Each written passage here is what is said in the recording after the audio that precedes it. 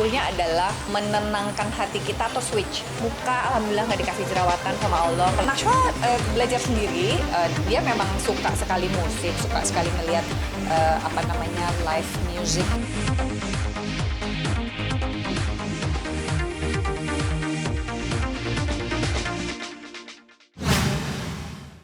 Kegiatan saya tentunya satu, pertama DPR itu udah pasti. Yang kedua, saya kuliah menyelesaikan S3 saya. Alhamdulillah sekarang sudah masuk di proposal penelitian, saya tinggal nunggu ujian di bulan Juli insya Allah, semoga Allah lancarkan. Tinggal setelah lulus ujian proposal penelitian, tentu saya harus melakukan penelitian. 1,5 tahun lagi semoga saya bisa lancar selesai, amin.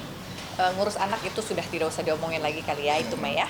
Anak saya sekarang udah umur, alhamdulillah insya Allah Juli ini 19 tahun, semoga Allah panjangkan umurnya, dia udah kuliah semester 2 tapi masih online.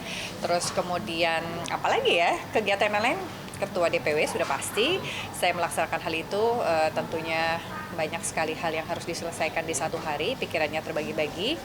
Kalau bertanya apakah saya punya waktu lain untuk berpikir masalah pribadi, kayaknya pribadi saya urusannya hanya adik-adik saya, keluarga, dan anak saya, udah cukup. Nggak ada urusan pribadi yang lain. Artinya saya masih sendiri. Biasanya saya kalau pulang ke rumah tidak bawa urusan kerjaan. Oleh karena itu, biasanya kayak gini nih, jeng, selesai urusan, hai, habis itu saya pulang, benar-benar nggak mau ngomongin kerjaan, HP langsung saya matiin. Jadi apapun hal yang penting biasanya saya tidak akan jawabnya besok. Jawab besok pun biasanya setelah saya mulai jalan menuju ke arah tempat kerja. Kalau masih di rumah biasanya saya nggak akan jawab tuh. Soalnya nanti pasti anak saya mau ngobrol, kemudian kita mesti baca-baca gitu. Jadi betul-betul harus disiplin membagi waktu, karena kalau tidak kita tidak akan pernah punya waktu untuk mendengarkan suara hati kita sendiri dan mendengarkan putri kita yang sedang mungkin butuh curhat gitu ya, butuh bantuan untuk menyelesaikan permasalahannya. Yang paling sulit sesungguhnya adalah menenangkan hati kita atau switch. Jadi switch masuk ke kantor pasti ngurusin apa.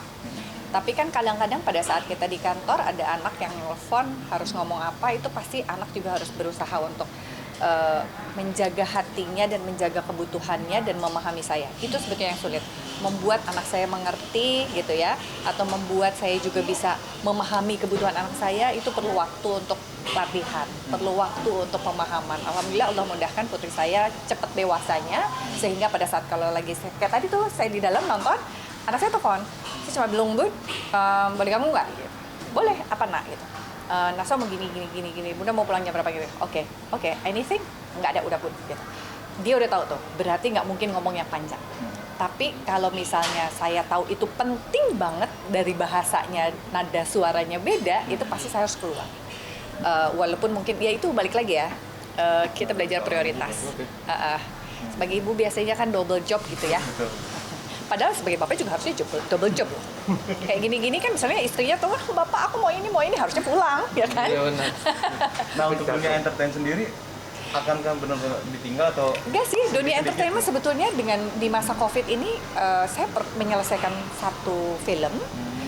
Sebelum COVID saya juga punya satu film, tapi karena COVID terus kemudian shutdown, bioskopnya tidak bisa tayang. Sebetulnya saya masih punya 2 produksi yang belum tayang.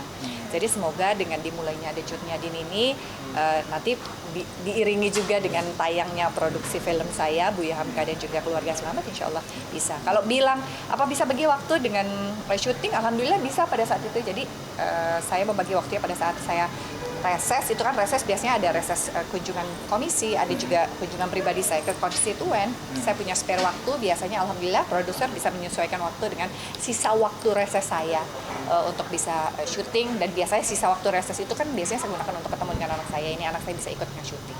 Alhamdulillah ya Allah mudahkan, alhamdulillah Allah mudahkan. Cila mudah, padahal ini udah kriut-kriut juga di sini. Alhamdulillah kalau dibilang muda, mungkin apa ya, karena saya ketemu dengan anak-anak muda kali ya.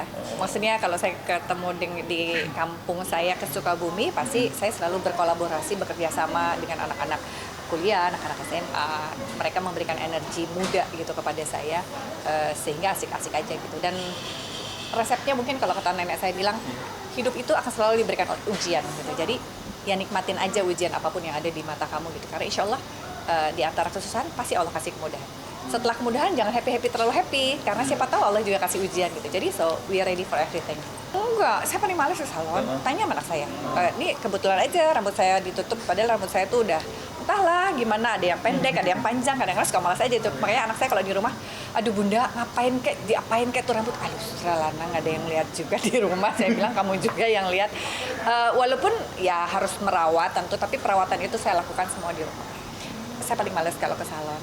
Kalau nggak lagi pengen banget dan lagi dibutuhkan, misalnya rambut saya kering banget, harus apa keembat lah apa gitu, melakukan perawatan apa. Muka alhamdulillah nggak dikasih jerawatan sama Allah. Kalau dikasih jerawat baru ke dokter. Kalau enggak ya enggak. Enggak. Najwa belajar sendiri. Dia memang suka sekali musik, suka sekali ngelihat live music ya. Siapapun lah di seluruh dunia dia lihat gitu. Jadi dia tahu gimana sih cara desainer, gimana cara lifestyle orang gitu. Terus kemudian dia mix and match sendiri. Tentu gaya dia berpakaian sangat berbeda dengan gayanya saya. Kalau saya lebih ke arah tomboy feminin, kalau dia benar-benar tomboy gitu. Dia lebih mix color, kalau saya one tone color gitu. Jadi dia pasti yang kalau dia misalnya ininya hitam, bawahnya bisa jadi warnanya marun gitu misalnya. Kalau saya enggak, saya bilang kalau ininya hitam putih pasti nggak jauh-jauh, ininya pasti ada hitam dan ada putih, nggak akan keluar dari warna itu gitu. Tapi kalau putih saya beda. Ya, that's life. Allah berikan karunia yang lain, bervariasi sehingga hidup saya menjadi lebih indah. Tapi diarahin juga nggak teh si kakak ini, si anak? Enggak. Saya orang yang gitu, saya seorang ibu yang bebas. Yang penting dia happy, yang penting dia berkomitmen, dia bertanggung jawab dengan pilihannya, dan yang terpenting dia tidak meninggalkan ajaran agama.